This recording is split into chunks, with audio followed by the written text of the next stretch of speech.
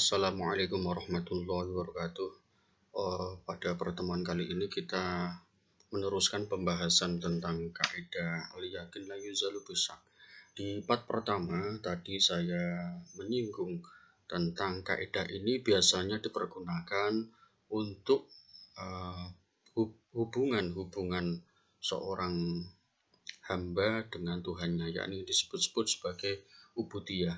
Tetapi pada pertemuan kali ini saya akan menyinggung pada kaidah ini yang berkaitan dengan hubungan manusia dengan manusia yang lain atau disebut dengan muamalah.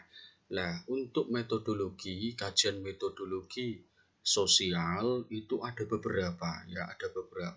Kalau untuk kita ambil saja misalnya di kaidah fikih atau usul fikih, nanti ada beberapa kaidah yang bisa kita aplikasikan untuk metodologi pendekatan sosiologis. Ya, itu diantaranya saya ambil tentang al-yakin la yuzalu bisyak dan beberapa cabang yang lain itu juga bisa cabang. Jadi sebuah kaidah itu mempunyai beberapa cabang.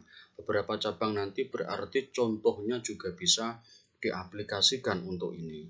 Nah, diantaranya kalau kita melihat tentang contohnya tentang uraf, ya, uraf itu bisa digunakan berkaitan dengan pendekatan sosiologis, begitu. Ya, ada beberapa, nanti teman-teman bisa melihatnya lagi. Ya, bismillahirrahmanirrahim. Saya mulai untuk kajian yakin tadi.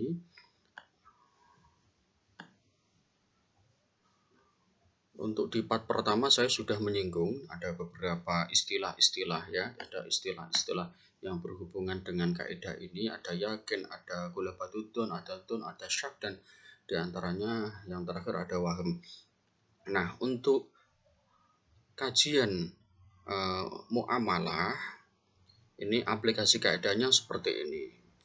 Misalnya ada seseorang yang yakin dia mempunyai hutang kepada orang lain. Nah, lalu dia ragu apakah sudah melunasinya ataukah belum. Maka wajib melunasi hutang tersebut, ya, melunasi hutang yang ada. Kecuali pihak yang menghutangi itu menyatakan bahwa pihak penghutang telah melunasi hutangnya. Atau ada bukti kuat, misalnya ada dua saksi yang bersaksi bahwa si penghutang itu telah melunasi hutangnya. Nah, ini aplikasi kaidah. Karena orang dalam keadaan bimbang, orang dalam keadaan bingung, apakah dia itu si A misalnya, si A ini bingung, dia itu yakin kalau awalnya dia itu hutang kepada si B. Ternyata di kemudian hari, di beberapa waktu misalnya itu sampai 5 bulan atau mungkin sampai 1 tahun, ternyata dia lupa karena tidak dibukukan, ya. Dia lupa, saya sudah melunasi hutangku atau belum. Misalnya kalau hutangnya itu misalnya 500, saya sudah membayar hutangku sejumlah 500 atau belum. Nah, ini kan bimbang si A. Si A itu bingung. Nah, kalau kondisinya seperti itu karena tidak ada bukti yang kuat, tidak ada laporan, tidak ada saksi, maka si A ini kondisinya adalah dia wajib melunasi lagi. Karena hukum asal yang pertama kali dia itu berhutang, begitu. Sama kayak kasus ubudiyah tadi. Dia itu sudah wudhu atau belum? Lah, kondisi awal dia belum wudhu. Kalau kondisinya seperti itu berarti dia wajib wudhu. Lah, ini juga dia itu posisinya berhutang. Awalnya dia itu kan berhutang, ya. Awalnya berhutang. Nah, kalau awalnya berhutang, dia yakin awalnya berhutang. Kemudian di beberapa waktu yang akan datang, kondisinya dia lupa. Saya sudah melunasi hutangku 500.000 atau belum. Kalau kondisi bingung seperti ini, maka yang diambil adalah kaidah asal. Kaidah asal berarti dia itu hutang, tapi kalau dia melunasi atau belum itu adalah kondisi di mana dia bimbang. Kalau bimbang tidak bisa dijadikan patokan, tetapi yang bisa dijadikan patokan keyakinan di mana dia itu hutang. Karena dia lupa, tidak ada bukti, tidak ada pihak yang melaporkan bahwasanya dia itu kondisi sudah melunasi hutang, ya seperti itu. Kecuali di orang yang dihutangi si B tadi, si B itu karena ini biasanya kalau di desa itu baik-baik orangnya, si B ini si A mau bayar hutang. Dia masih ingat kalau pembayaran pertama misalnya 300. Pembayaran kedua 100. Nah, pembayaran ketiga ini saya sudah bayar atau belum? Si A lupa. Kemudian dia itu membayar kepada si B. Ini loh, hutangku 500 kemarin sudah saya lunasi, ini yang terakhir 100.000. Ternyata si B ini karena orangnya jujur, orangnya baik, akhirnya si B itu ngomong sama si A. Loh, kamu itu kemarin sudah melunasi hutang. Loh, iya tak? Aduh, saya lupa. Oh iya, akhirnya dengan sifat adil, dengan sifat jujur dari si B, si A akhirnya bisa tidak jadi membayar hutang. Karena si A sudah melunasi hutang selama 3 kali. Oh iya, tak kira saya cuma bayar baru 400. Berarti perincian yang ketiga saya sudah bayar juga. Iya, yang ketiga kamu sudah bayar 100 sebagai pembayaran yang terakhir dari 500 itu. Nah, itu contoh untuk kaidah ini. Ya, asalnya dia itu tetap bayar, wajib melunasi. Tapi karena si penghutang ini, orang yang menghutangi ini, itu sudah menyatakan bahwa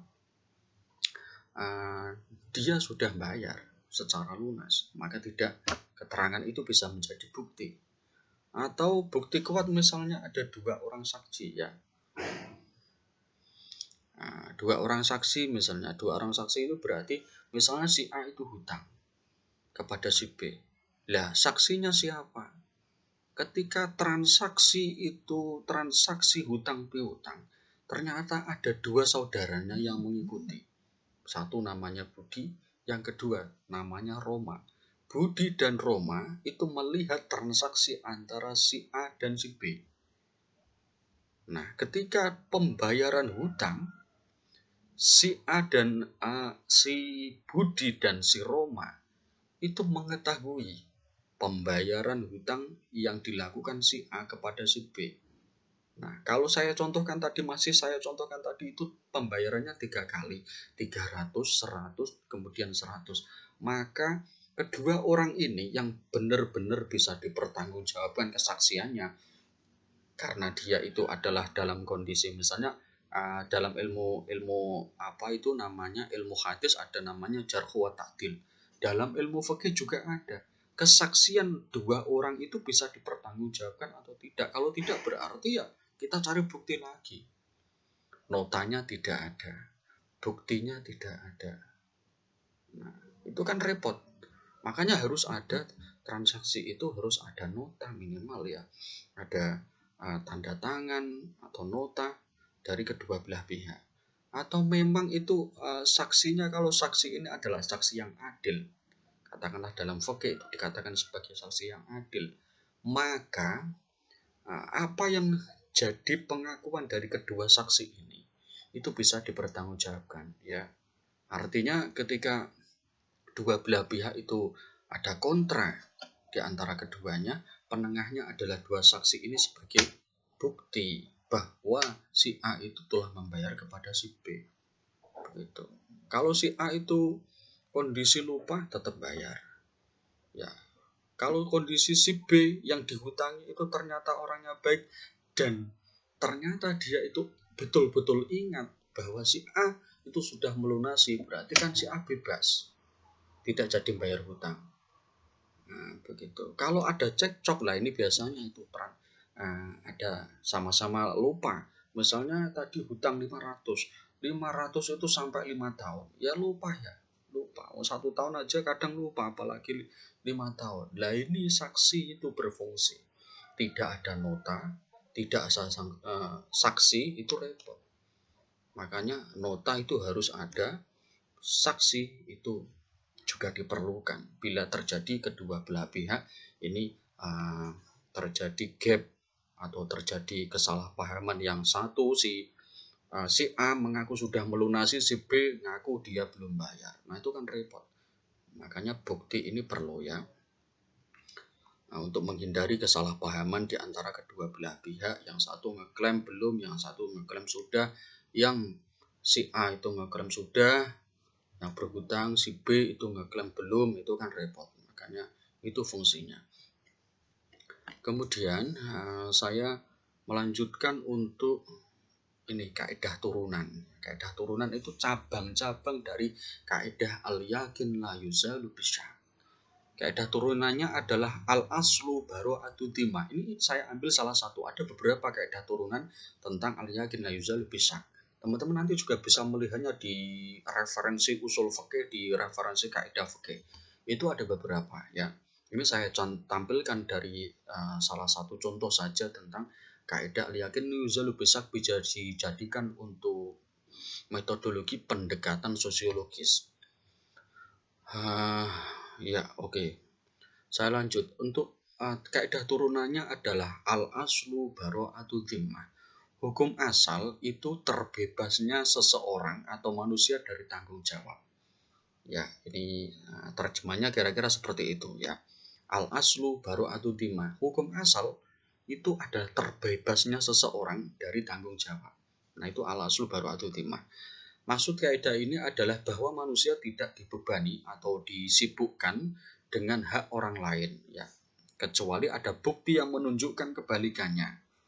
Karena fitrah manusia, setiap orang dilahirkan dalam keadaan bebas dari hak orang lain. Ya, dia itu lahir masuk langsung dihutang kan enggak, ya kan? Ada bayi lahir cenger berarti dia itu fitrah itu suci itu dia tidak berdosa, tidak punya hutang. Tidak ada sangkut pautnya dengan orang lain. Nah ini kaidah asal mengatakan seperti itu. Asalnya itu seorang itu bebas. Dia tidak punya tanggung jawab untuk membayar hutang dan macam-macam. Nah ini kaidah turunan dari al-yakin la yuzalu bisyak. Kaidah ini dapat diaplikasikan dalam masalah hukum, pidana, dan perdata. Namun aplikasinya lebih dominan dalam bidang hak dan kewajiban ya, karena fikih itu meliputi dari berbagai macam segi, ada kekeluargaan ya, ada sosial, ada pidana, ada perdata dan macam-macam.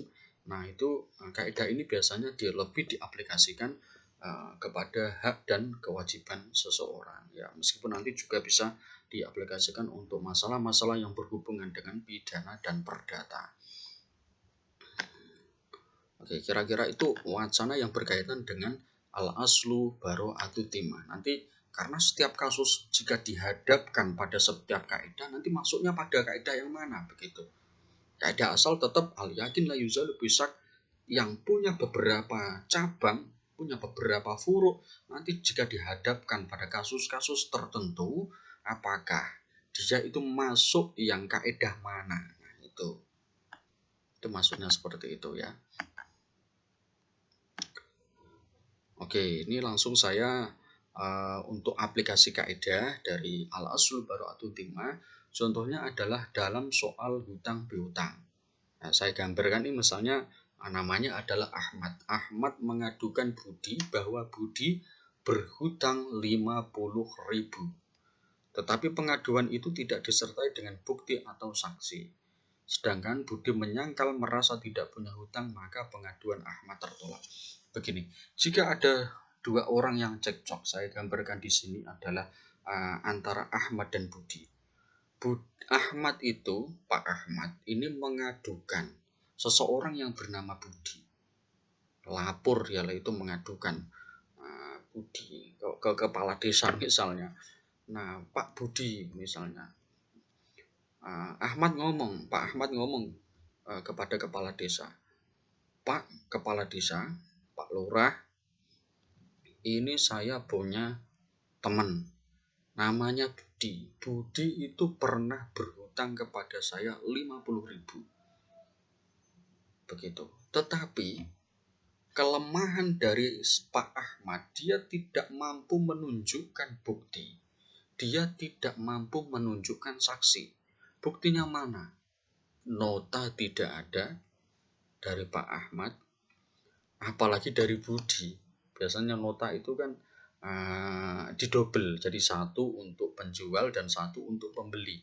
Jadi ketika pembelinya itu dia itu membeli berapa ratus atau berapa ribu, nah salinannya ini ada, ini loh nota salinannya. Nah, Pak Ahmad ini yang mengadukan kepada kepala desa, kepada Pak Lurah, tidak mampu menunjukkan bukti, tidak ada bukti nota. Yang kedua,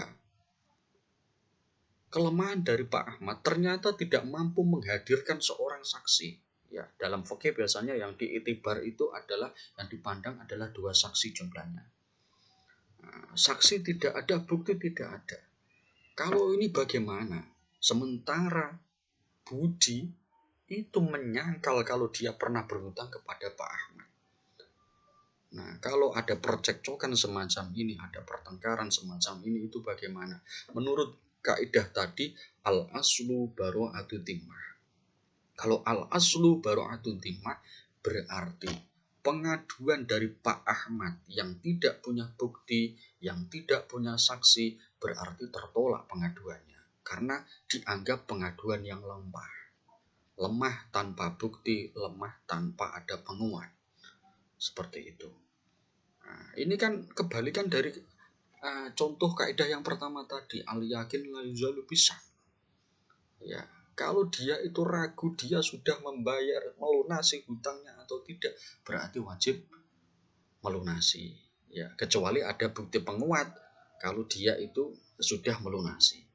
Tapi kalau kaidah al-aslu bara'atu dhimmah itu berbalik dengan kaidah yang pertama tadi. Meskipun ini adalah turunan dari kaidah al-yakin la yuzalu bisak, tapi contoh-contohnya tadi itu kan sesuai dengan beberapa kasus, itu masuk kasus itu masuknya di kaidah yang mana toh? Turunannya kaidah mana?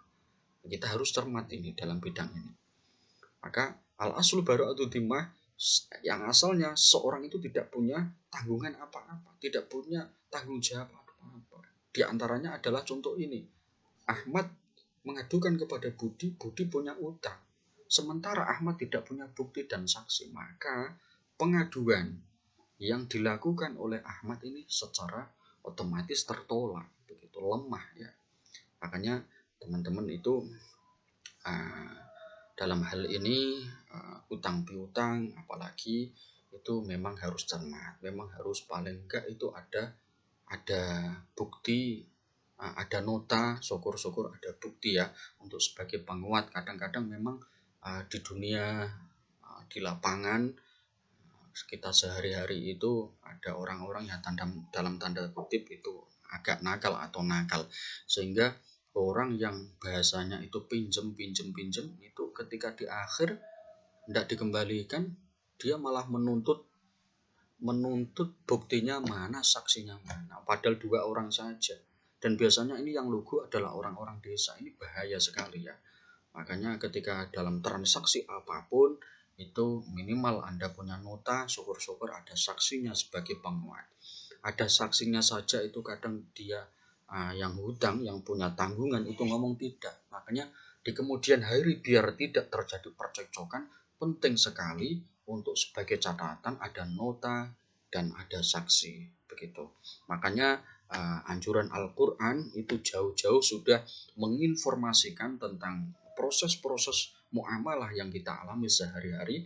Bismillahirrahmanirrahim. Ya ayyuhalladzina amanu idza tadayantum bidainin ila ajalin musamman faktubuh wal yaktub bainakum katibun bil adl, ya ila akhiril ayat.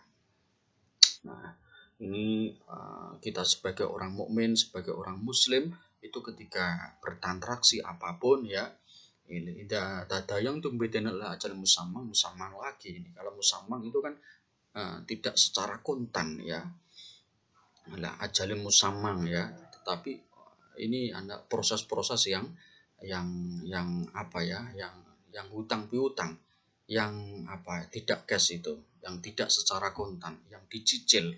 Nah itu kan nanti karena dia itu tidak langsung antara misalnya tuku korek dengan rokok itu kan kontan sekali cret, oke, beli 1 cret, ditulis pembeli 2 kontan. Tetapi kalau ini ada masalah muamalah yang berkaitan dengan cicilan, itu kan perlu adanya waktu untuk melunasi. Nah, kalau untuk melunasi perlu adanya tenggang waktu, penting sekali kita menghadirkan bukti, penting sekali kita menghadirkan saksi. Ya minimal itu biasanya buktinya adalah berupa nota ya, berupa nota pembayaran yang ada.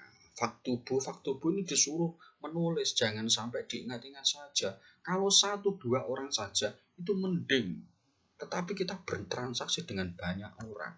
Satu saja lupa, apalagi banyak orang. Makanya biar tidak terjadi percecokan di kemudian hari, penting sekali itu Al-Quran menganjurkan untuk menulis dari transaksi yang ada ya. Wal yaktub bainakum katibun bil adl, apalagi ini seorang saksi, orang yang menulis itu selayaknya itu adalah orang yang adil persaksiannya ya.